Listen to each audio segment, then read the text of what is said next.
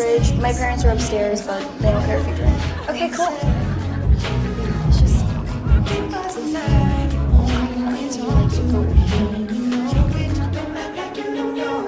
All of these things people told me keep messing with my head.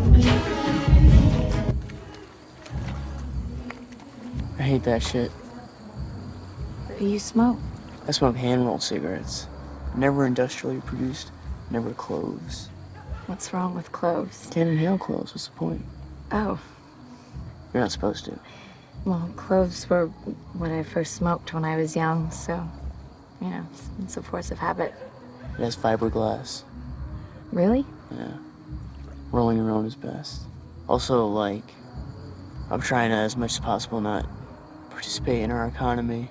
I don't like money. So, I'm trying to live by bartering alone. But doesn't Catholic school cost money? Yeah, the diocese were super into it. It mattered to my dad that I go to Xavier, so just trying to make him happy.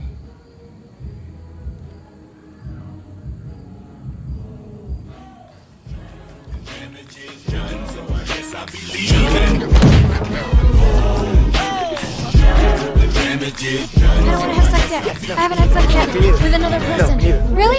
Don't have to say what you did. I already know.